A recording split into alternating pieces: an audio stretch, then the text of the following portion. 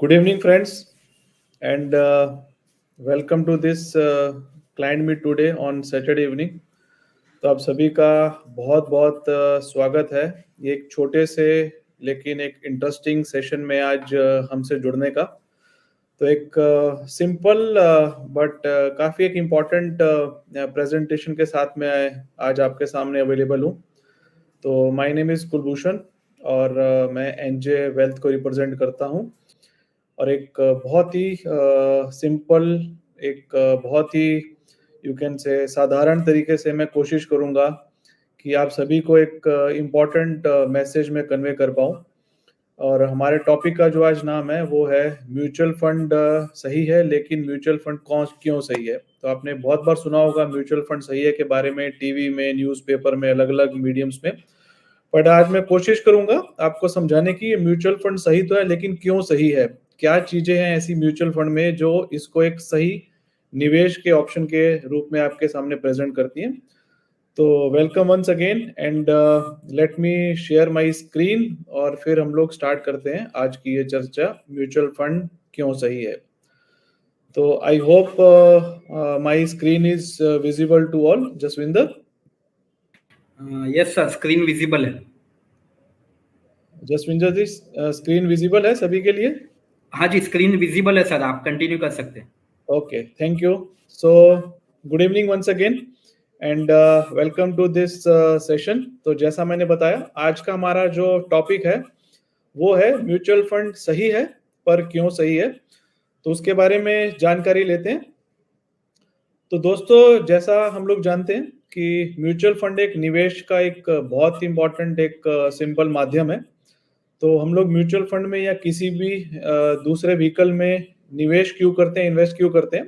तो उसका रीजन ये है कि हम सभी की कुछ ना कुछ नीड्स या एस्पिरेशन है, जिसको हिंदी में मैं बताऊं तो हमारी कुछ ना कुछ इच्छाएं हैं या कुछ ना कुछ आकांक्षाएं हैं कि हम लोग या तो कुछ सालों के बाद अपने लिए एक नया घर लेना चाहते हैं या हम लोग निवेश करते हैं अपने बच्चों की एक अच्छी पढ़ाई के लिए, हम लोग निवेश करते हैं हमारे बच्चों के फ्यूचर के लिए, उनकी एक अच्छी शादी कराने के लिए, उनको अच्छा करियर देने के लिए, या हम लोग निवेश करते हैं हमारे खुद के एक पीसफुल रिटायरमेंट के लिए। तो आने वाले 5 साल, 10 साल, 15 साल, 20 साल, 30 साल के बाद आपके क्या इच्छाएं हैं या क्या आकांक्षाएं हैं जो आप पूरा करना चाहते हैं, उसके लिए हम सभी लोग निवेश करते हैं। तो हम लोग सेविंग्स करते हैं, वो सभी जानते हैं, पर सेविंग से ज्यादा इंपॉर्टेंट है वो सेविंग को एक अच्छे रूप से निवेश करना जिससे आपकी जो भी रिक्वायरमेंट है, फाइनेंशियल जो भी आपके नीड्स हैं, वो आप किस तरीके से इजीली फुलफिल कर सकते हैं, उसके लिए हम लोग आज थोड़ा डिस्कशन करेंगे। इन्फ्लेशन मतलब जिसको आप मुद्रास्फीति बोलते हैं या आप महंगाई बोलते हैं या मोंगवारी बोलते हैं। तो महंगाई का मतलब है कि हर साल साल भर सर हर चीजें महंगी होती जा रही हैं, जैसा हम लोग कुछ एग्जांपल्स में भी देखेंगे। तो बिकॉज वो चीजें महंगी होती जा रही हैं तो आने वाले कुछ सालों में जो हमारी इच्छाएं हैं उनकी भी एक कीमत बढ़ जाएगी। अगर मैं आपको एग्जांपल के तहत प्रूव करना चाहूँ तो एग्जांपल ऐसा है कि जो एवरेज जो इन्फ्लेशन है भारतवर्ष में वो पिछले 25 साल में सालाना लगभग 5.62% का रहा है। मतलब हर साल चीजें ऑन एन एवरेज 5.62% से महंगी हो जाती हैं। एग्जाम्पल के तहत हम लोग देखें तो पेट्रोल का दाम जो 1990 में लगभग 10 रुपए का था, वही पेट्रोल का दाम 2005 में लगभग 38 रुपए लीटर था। आई होप आप सभी ने ये चीज एक्सपीरियंस किया होगा। और आज की डेट में काफी सारे शहरों में पेट्रोल का दाम 1 लीटर का 96 रुपए 50 पैसे, मतलब 100 रुपए से थोड़ा कम है। तो 9 रुपए 80 पैसे में जो चीज मिलती थी आज से लगभग 35 साल पहले, वो आज 100 रुपए के आसपास है। तो जिस तरीके से पेट्रोल का हाल है उसी तरह से बहुत सी जो जरूरतमंद चीजें हैं उनका भी यही हाल है। दूसरा एग्जांपल हम लोग देखेंगे मिल्क का। तो जो मिल्क हमें 6 रुपीज पर लीटर मिला करता था 1990 में, आज वही मिल्क का जो रेट है on an average 75 rupees per litre है। तो मतलब चीजें कई गुना, मैनी मैनी मल्टीपल टाइम्स उनका दाम बढ़ गया है पिछले 25-30 सालों में। और ये सिर्फ पेट्रोल और दूध के साथ नहीं है, ये हमारी पढ़ाई है या हमारे जो बच्चों का करियर बनाने का खर्चा है, कॉलेज की फीस है, स्कूल की फीस है, उनकी जो शादी में खर्चे होने वाले वो हैं, हमारे रोज के जो हाउस होल्ड चलाने के खर्चे हैं, हर चीज में ये एविडेंट है कि महंगाई की वजह से चीजें साल दर साल महंगी हो रही हैं।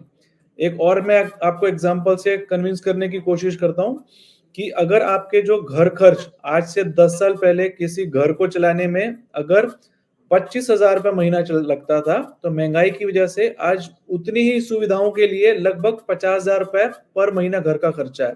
I hope this is clear. 10 साल के बाद यही सेम सुख सुविधा के लिए आपको लगभग 1 लाख रुपया महीना एक्सपेंस करना पड़ेगा, बराबर है, बिकॉज ऑफ इन्फ्लेशन। बच्चों की पढ़ाई के लिए अगर किसी कोर्स के लिए 10 साल पहले 8 लाख रुपए लगता था, आज वही पढ़ाई के लिए लगभग 16 लाख रुपए लगता है। और वही कॉलेज वही पढ़ाई में आज से 10 साल के बाद लगभग उसकी कीमत 31 लाख रुपए हो जाएगी। 10 साल पहले अगर आप अपने सन की या डॉटर की मैरिज में अगर 15 लाख में मैनेज कर पाते थे, आज वही शादी के लिए लगभग 30 लाख रुपए शायद आपका लगता होगा। इसी तरह की समृद्धि वाली शादी आप 10 साल के बाद करेंगे तो वो खर्चा 30 लाख नहीं, लगभग 58 लाख रुपीस लगेगा, अगर मैं इन्फ्लेशन की दर 7% भी एज्यूम करता हूं तो। I hope this is clear कि हमारे जितने भी नीड्स हैं, हमारी जितनी भी इच्छाएं हैं, उनको अच्छे तरीके से पूरा करने में जो सबसे बड़ा हर्डल, जो सबसे बड़ी जो दुविधा हमारे सामने आने वाली है, वो है इन्फ्लेशन। तो इस इन्फ्लेशन को बीट करने के लिए और सक्सेसफुली बीट करने के लिए हम लोग हमारे पैसे को अलग अलग माध्यम में इन्वेस्ट करते हैं, निवेश करते हैं। तो उसके बारे में हम लोग आगे डिस्कस करते हैं कि to reduce the impact of inflation हम सभी को निवेश करना चाहिए। और निवेश क्यों करना चाहिए? अगर हम लोग लॉन्ग टर्म में एक वेल्थ या कुछ भी संपत्ति समृद्ध होना चाहते हैं हम लोग, और हमारी फाइनेंशियल नीड को पूरा करना चाहते हैं, तो सिर्फ सेविंग्स सफिशिएंट नहीं है। हम लोग सिर्फ पैसा सेव नहीं करेंगे, उसको सही जगह इन्वेस्ट भी करना है। और हमारा पर्पस होना चाहिए वो जो इन्वेस्टमेंट मैं कर रहा हूं उससे इतना रिटर्न आना चाहिए कि वो एक अच्छे हैंडसम तरीके से इन्फ्लेशन को भी बीट कर पाए। तो this is the concept of investment. अभी मैं आपको एक बहुत अच्छा एग्जांपल और देता हूं कि इन्वेस्टमेंट करने के भी अलग अलग ऑप्शंस है, अलग अलग माध्यम से अलग अलग प्रोडक्ट्स में आप इन्वेस्ट कर सकते हैं। आप बैंक में सेविंग अकाउंट में बहुत सारे लोग रखते हैं, बहुत सारे जो ओल्ड एज लोग हैं वो लोग बैंक एफडीज में बहुत विश्वास करते हैं। तो देयर आर मेनी पीपल जिनका मेजर इन्वेस्टमेंट आज भी बैंक एफडीज में है। पोस्टल स्कीम में पीपीएफ या एनएससी या केवीपी ये सब में बहुत इन्वेस्टमेंट होता है। कुछ लोग गोल्ड में भी इन्वेस्ट करते हैं, भले उसको संभाल के रखने में रिस्क है या उसमें प्योरिटी का रिस्क है, फिर भी काफी लोग गोल्ड में इन्वेस्ट करते हैं। और एक जो ऑप्शन है हमारे पास जिसमें अभी लोगों का जो इंटरेस्ट धीरे धीरे बढ़ रहा है, उसको हम लोग बोलते हैं इक्विटी या म्यूचुअल फंड इक्विटी स्कीम्स या शेयर मार्केट, या आप बोल सकते हैं कि बीएससी सेंसेक्स। तो इस तरह के जो शेयर मार्केट रिलेटेड जो कॉन्सेप्ट है, जिसको आप सिंपल शब्दों में इक्विटी भी बोल सकते हैं, तो ये कुछ लिमिटेड 5-6 ऑप्शंस है जहां पे आप इन्वेस्टमेंट करते हैं। तो दोस्तों भी देखते हैं इन सभी में रिटर्न कितना आने की संभावना है या क्या हिस्टोरिकल रिटर्न क्या रहा है। तो हम लोग देखेंगे कि सेविंग अकाउंट में लगभग 4% का हिस्टोरिकल रेट ऑफ रिटर्न है। तो अगर आपने किसी बैंक में अकाउंट खोला है तो 1 साल के बाद 100 रुपए से आपको 4 रुपए उसमें लगभग ऑन एन एवरेज कुछ ब्याज मिलता रहा है। अभी काफी बैंक्स में तो 3% इंटरेस्ट भी है। बैंक एफडी करते हैं तो उसमें भी पिछले 20-25 साल में लगभग एवरेज 7% का रिटर्न है। पीपीएफ में लगभग 8.3% का रिटर्न आया। गोल्ड में भले ही बहुत ज्यादा उसमें उतार चढ़ाव रहते हैं, पर लगभग 11% का रिटर्न गोल्ड में भी है। इक्विटी जिसकी आज हम लोग चर्चा करने वाले हैं, या म्यूचुअल फंड या डायरेक्टली बीएससी सेंसेक्स में डालते हैं, तो उसका जो लगभग रेट ऑफ रिटर्न जो छूटा है पिछले 20-25 सालों में, वो है लगभग 12.65%। क्लियर? अगर आपके पास ये 5 ऑप्शन है और आपका पर्पस इन्फ्लेशन को बीट करने का है, जो लगभग ऑन एन एवरेज 5.62% से बड़ा है, तो आपका ये इन्फ्लेशन के बाद जो पोस्ट इन्फ्लेशन रिटर्न है, आप देखेंगे सेविंग बैंक में अगर आपने पैसा रखा है 20 सालों में, तो आपको जो चीज 100 रुपए की मिलती थी उसको लेने के लिए आपको जो आज पैसा चाहिए सेविंग बैंक में, उसका नेगेटिव आपका इंपैक्ट है। मतलब 100 रुपए की चीज की आज कीमत 105 है और आपका सेविंग बैंक ने 100 का 104 बना कर दिया। मतलब आप 1.5 रुपए का आपको नुकसान हुआ है अगर आपने सेविंग बैंक में अपना निवेश करके रखा है। तो उसी तरह से इन्फ्लेशन के बाद जो पोस्ट इन्फ्लेशन रिटर्न है, जो नेट रिटर्न आपके हाथ में आता है इन्फ्लेशन को डिडक्ट करके, वो बैंक एफडी में लगभग 1.5%, पीपीएफ में 2.5%, गोल्ड में लगभग 5.25% और इक्विटी में जो रिटर्न लोगों का जो बना है वो बना है लगभग 6.7%। मतलब जितनी इन्फ्लेशन है उससे लगभग 6.5 पौने 7% ज्यादा रिटर्न इक्विटी ने दिया है पिछले 25 साल की अगर हम लोग कंपैरिजन करते हैं तो। I hope this is clear. जितने भी निवेश हैं जहां पे लोग ज्यादा इन्वेस्ट करते हैं या जो बहुत प्रख्यात जो ऑप्शंस अवेलेबल है मार्केट में, उन सभी में से आप देखेंगे जो सबसे ज्यादा जो हैंडसम रिटर्न या सबसे अच्छा रिटर्न जो आपने एक लॉन्ग टर्म में बनाया है जिसमें आप इन्फ्लेशन को बीट कर पाए हैं, उसमें सबसे सक्सेसफुल जो ऑप्शन है वो है इक्विटी या फिर इक्विटी म्यूचुअल फंड्स या फिर शेयर मार्केट जो जिसको आप सिंपल शब्दों में बोलते हैं, या फिर आप जो भी इक्विटी इन ओरिएंटेड जो डिस्कशन करते हैं। तो दीज आर दी ऑप्शंस। आगे बढ़ते हुए तो इसको मैं दूसरे तरीके से भी अगर प्रेजेंट करना चाहूं तो मैं ये बताऊंगा कि पिछले 25 साल का अगर हम लोग कंपैरिजन करते हैं तो अगर किसी आदमी ने 1 लाख रुपए 25 साल पहले निवेश किया था तो वो 1 लाख का जो कीमत है वो अगर उसको सिर्फ इन्फ्लेशन देखते हैं, मतलब अगर कोई चीज 1 लाख की 25 साल पहले मिलती थी, आज वही चीज लगभग 4 लाख की मिलेगी, जो मैंने आपको इन्फ्लेशन के एग्जांपल में भी बताया कि 1 लाख की कीमत आज लगभग 3.93 लाख हो गई है बिकॉज ऑफ द इन्फ्लेशन।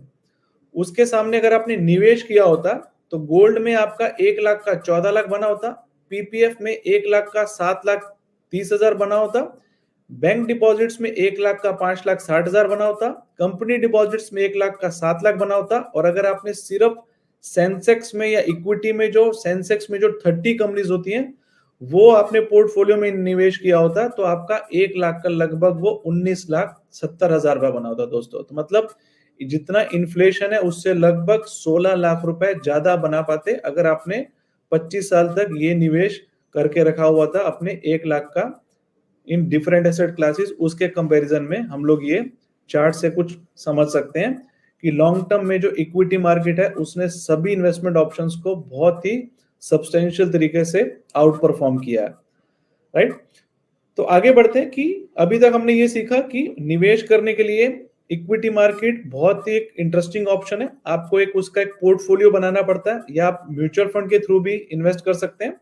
आप डायरेक्टली भी, कुछ लोग शायद इक्विटी में इन्वेस्ट करते होंगे तो आप डेफिनेटली डायरेक्टली भी शेयर बाजार में इन्वेस्ट कर सकते हैं।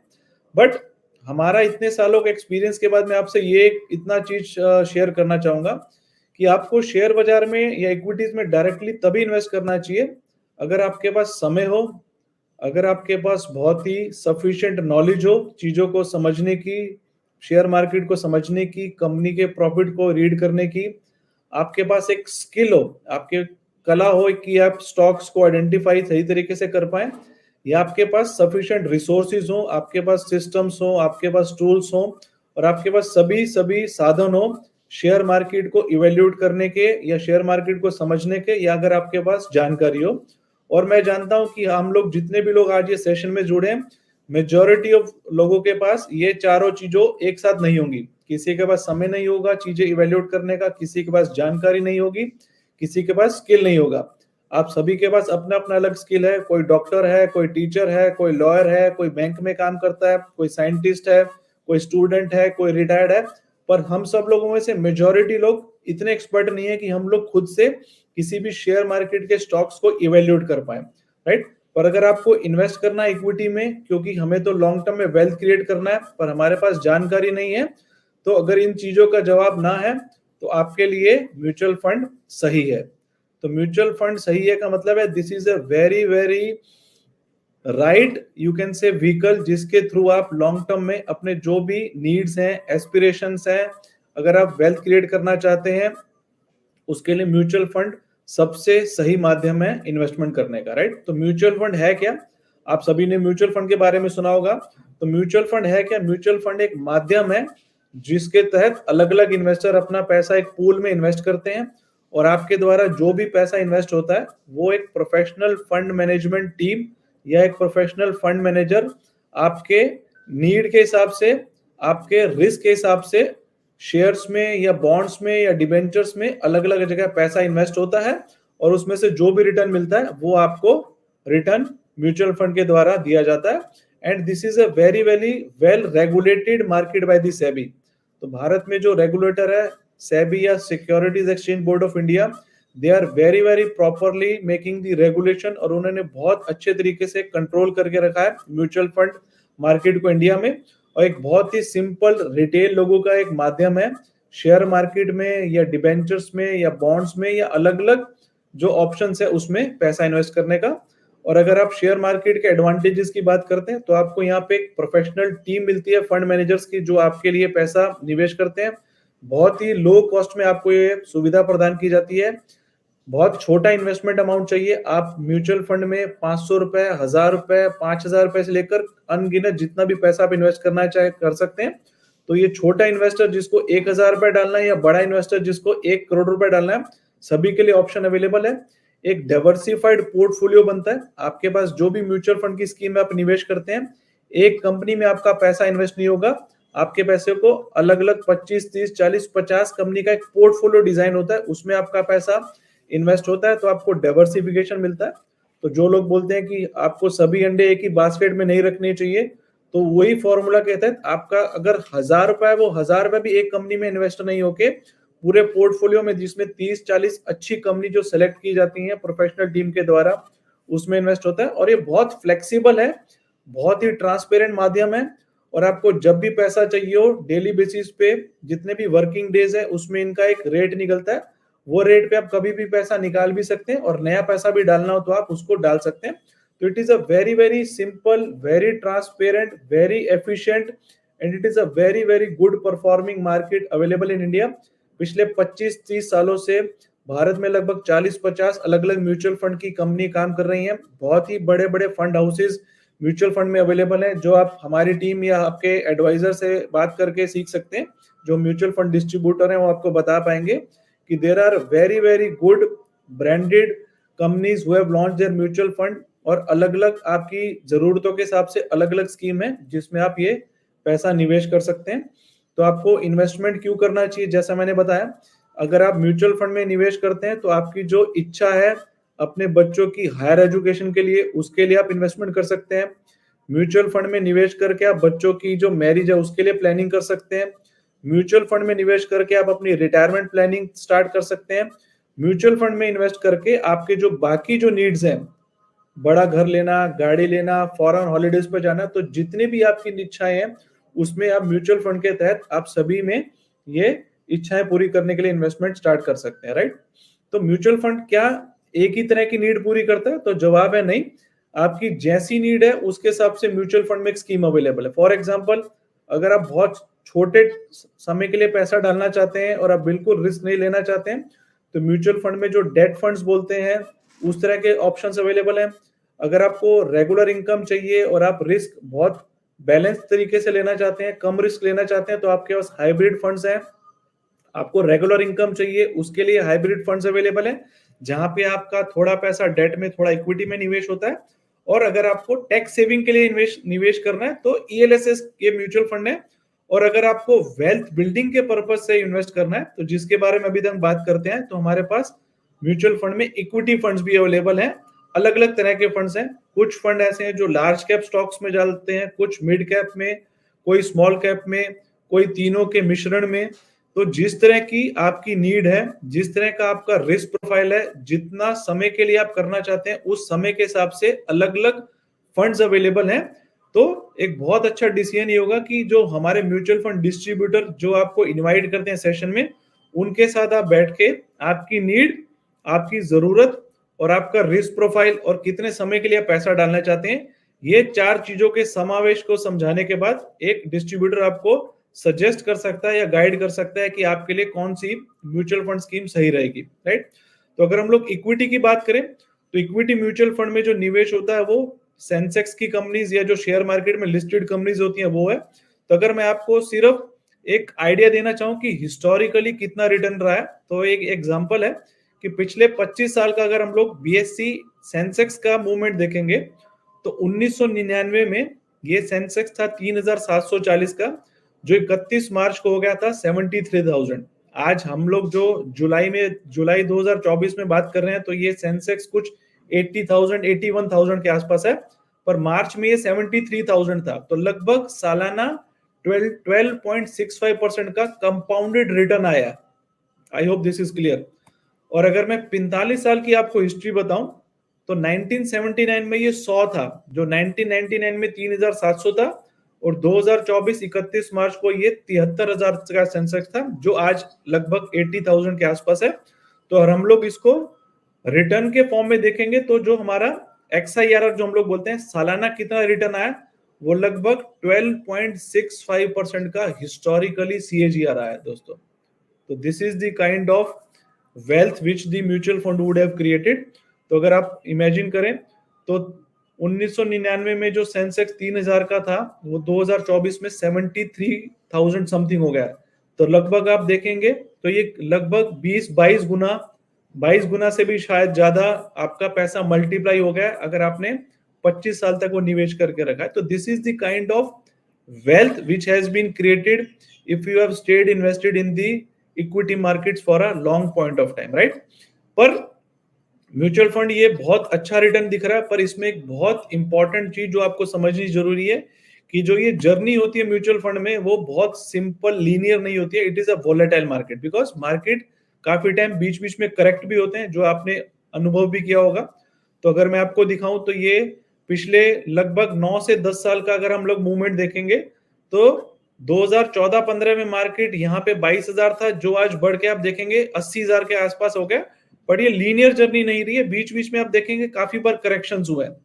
पिछले 4 साल पहले आप देखेंगे तो कोविड के टाइम पे there was a deep correction, कि जो मार्केट 40,000 के आसपास था वो करेक्ट होके लगभग 27,000 के आसपास भी गया था। बट जो लोग इसमें पेशेंस के साथ टिके रहे, उनका एक लॉन्ग टर्म में आप देखेंगे वेल्थ क्रिएट हुआ है। बट समझना ये जरूरी है कि मार्केट का जो नेचर है बहुत वॉलेटाइल है। तो it is not a very very simple linear line कि आपका पैसा हमेशा बढ़ने वाला है। बीच बीच में काफी करेक्शन भी आते हैं, जो कि मार्केट का एक स्वभाव है, उसका एक नेचर ही है कि बार बार करेक्ट होना।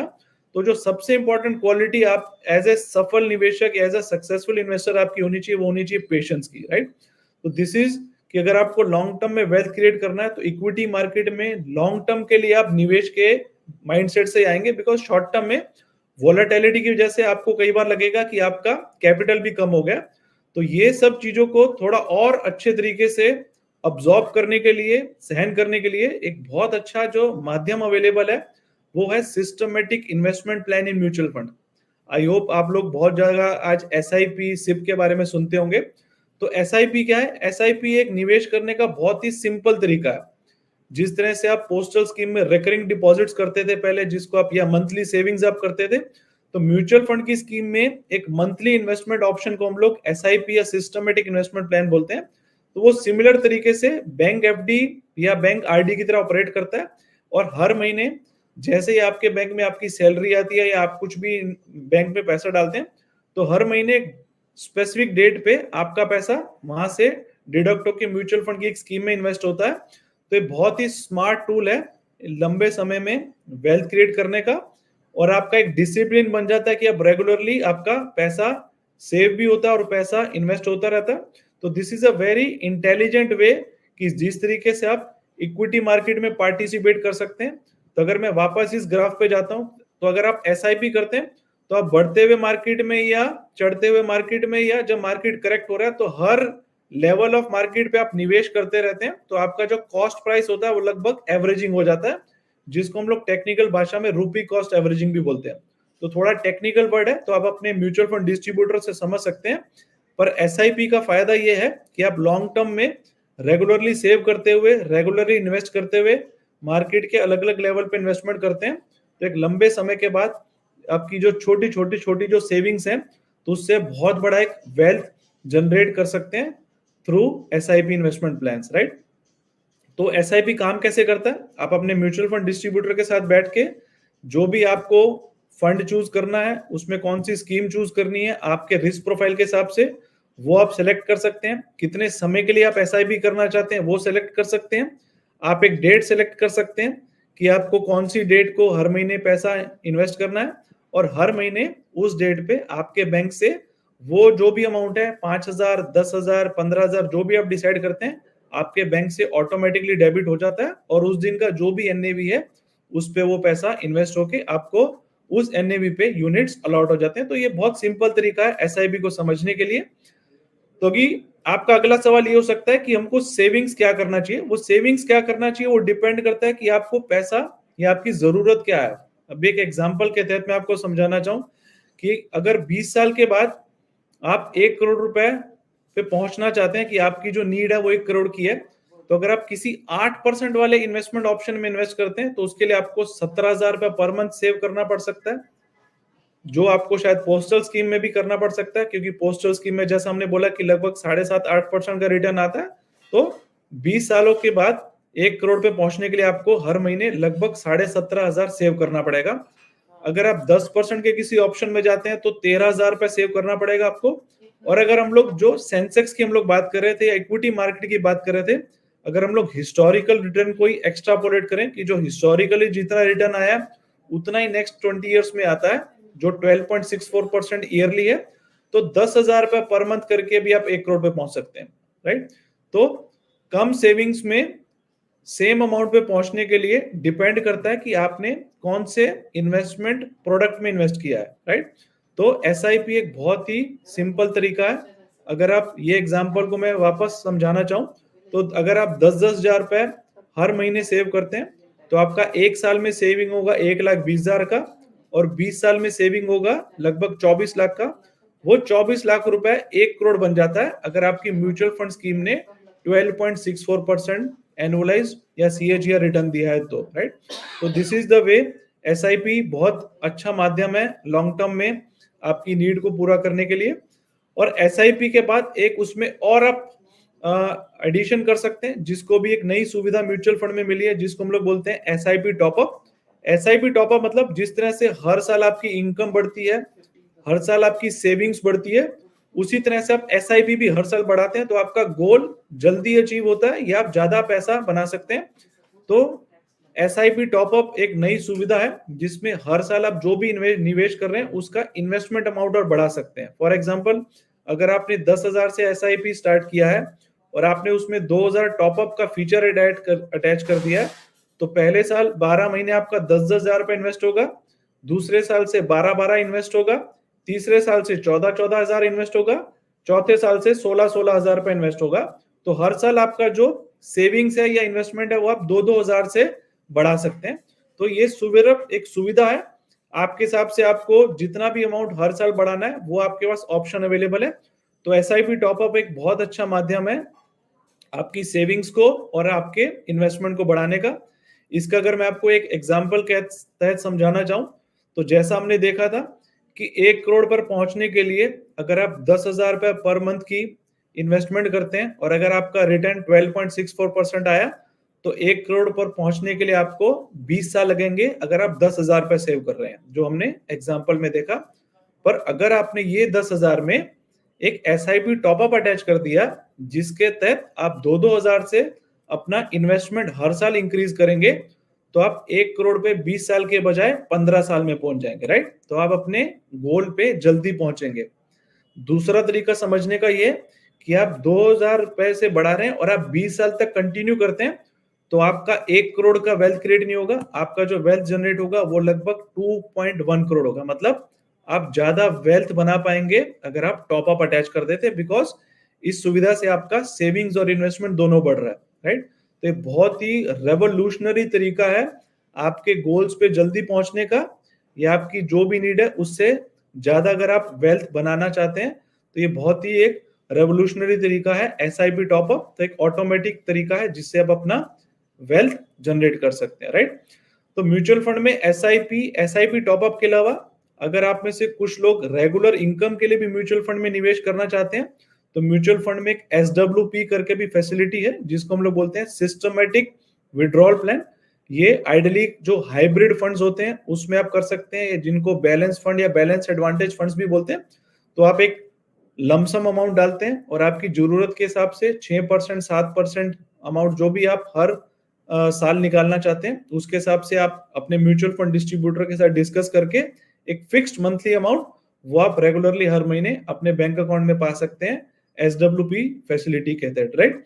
तो म्यूचुअल फंड में निवेश करने के लिए हमारे एनजे प्लेटफॉर्म पे एक ई वेल्थ अकाउंट आपको खोलना होता है। तो जो भी कस्टमर जो पहली बार म्यूचुअल फंड में निवेश करने जा रहे हैं या जो नए हैं ये पूरी इंडस्ट्री से या पूरे ये निवेश के माध्यम में, तो आई एम रिक्वेस्टिंग कि आप अपना एक एनजे ई वेल्थ म्यूचुअल फंड अकाउंट खोल सकते हैं अपने डिस्ट्रीब्यूटर के साथ बैठ के। It is a online account जो आप बहुत ही इजीली कुछ ही मिनटों में खोल पाते हैं and it is a zero cost.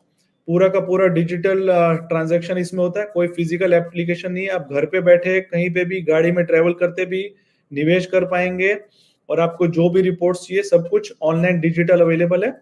And आप ऑनलाइन के थ्रू, मोबाइल ऐप के थ्रू, कॉल के थ्रू या अपने पार्टनर के थ्रू बहुत ही कन्वीनियंट तरीके से आप इसमें ट्रांजैक्शन कर सकते हैं, राइट। तो this is from my side, I hope this is very clear. तो दोस्तों आज हमने जो सीखा वो ये सीखा कि म्यूचुअल फंड सही क्यों है। तो उसके लिए हम लोग अलग अलग रीजंस हमने आज डिस्कस किए कि म्यूचुअल फंड एक बहुत सही तरीका है लॉन्ग टर्म में पैसा निवेश करने का, लॉन्ग टर्म में वेल्थ को बिल्ड करने का। म्यूचुअल फंड में आपकी जरूरत के हिसाब से, आपके रिस्क के हिसाब से, आपके टेन्योर के हिसाब से आप अलग अलग स्कीम चूज कर सकते हैं अपने डिस्ट्रीब्यूटर के साथ बैठ के।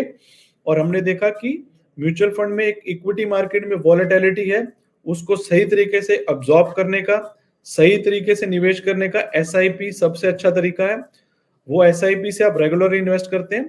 उस एसआईपी को भी अगर आप थोड़ा और इंटरेस्टिंग बनाना चाहते हो तो आप एसआईपी टॉपअप अटैच कर सकते हैं। That is a very good way to automatically increase your investment. और फिर हमने देखा कि अगर आप में से कुछ लोग रेगुलर इनकम के लिए भी कुछ प्रोडक्ट सोचते हैं तो म्यूचुअल फंड में एक एसडब्ल्यूपी करके ऑप्शन है, सिस्टमेटिक विड्रॉल प्लान। तो that is a very good option जिससे आप रेगुलरली अपना इनकम भी ले सकते हैं, राइट। तो these are some of the simple points which I wanted to share with you, discuss with you. I hope कि आप लोगों ने म्यूचुअल फंड सही है ये बहुत बार सुना होगा, पर क्यों सही है, कौन सा म्यूचुअल फंड आपके लिए सही है, इसके लिए जो हमारे डिस्ट्रीब्यूटर है वो बहुत अच्छे गाइड है और मैंने अपनी तरफ से बहुत सिंपल शब्दों में बताने की कोशिश की है। तो thank you very much for joining. तो आपके काफी सवाल भी आ रहे हैं, तो मैं सभी सवाल नहीं लेके कुछ सवाल जो मैं कॉमन देख रहा हूँ। तो कुछ लोगों ने पूछा है कि म्यूचुअल फंड की कौन सी स्कीम आपके लिए सही रहेगी। तो दोस्तों जैसा मैंने बताया कि भारत में लगभग 40-45 के आसपास म्यूचुअल फंड है, उसमें काफी इक्विटी स्कीम्स हैं। तो rather than telling you one scheme which is best, मैं रिक्वेस्ट करूंगा कि आप अपने म्यूचुअल फंड डिस्ट्रीब्यूटर के साथ जिन्होंने आपको इन्वाइट किया है, वो लोग एक्सपर्ट हैं, वो लोग सर्टिफाइड हैं आपको ये बताने के लिए कि आपके लिए सही म्यूचुअल फंड स्कीम कौन सी रहेगा। पर इक्विटी स्कीम में अगर आप लॉन्ग टर्म के लिए इन्वेस्टमेंट करते हैं तो बहुत ज्यादा फर्क नहीं पड़ता आप कौन सी स्कीम में, फर्क इससे पड़ता है कि आप रेगुलरली इन्वेस्ट कर रहे हैं और आप लंबे समय तक टिके रहे। दूसरा सवाल है कि is it necessary to do 20 years of SIP. तो दोस्तों जरूरी नहीं है, आप एसआईपी 12 महीने, 24 महीने, 15 महीने, 18 महीने, 24 साल, 20 साल कभी भी कर सकते हैं। फुल्ली फ्लेक्सिबल है और आपको जिस दिन भी आपकी एसआईपी स्टॉप करनी है कर सकते हैं, वापस स्टार्ट करनी कर सकते हैं। पर सही तरीका ये है कि जितने साल के बाद आपका नीड है उसको पूरा करने के लिए एटलीस्ट उतने सालों तक आप एसआईपी कर सकते हैं।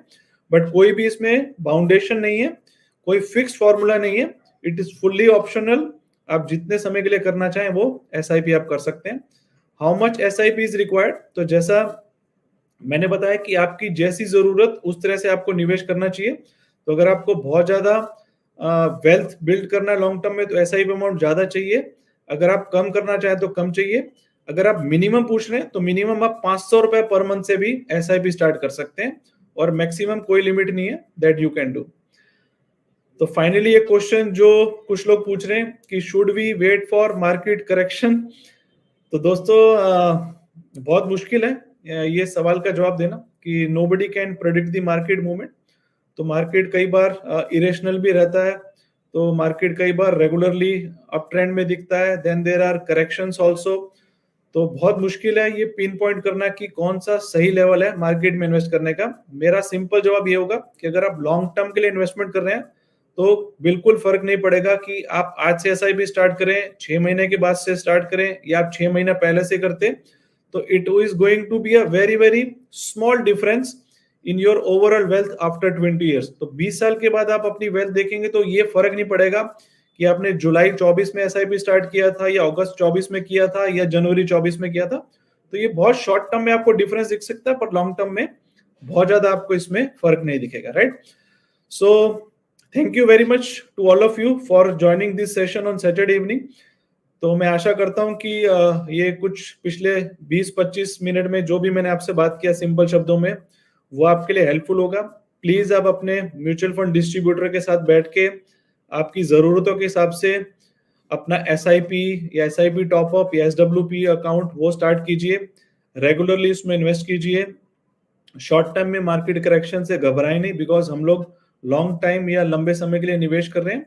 And please have your regular investment going on in SIP. तो कभी भी घबराहट में SIP स्टॉप नहीं करना है. अगर जब तक आपकी नीड्स पूरे नहीं हो जाते हैं तब तक आप SIP कंटिन्यू कर सकते हैं.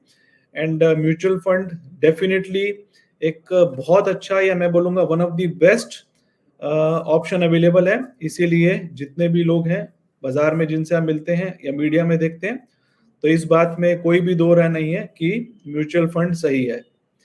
तो with all these words I would like to thank you once again and wish you all the best, and we can conclude now. Thank you very much.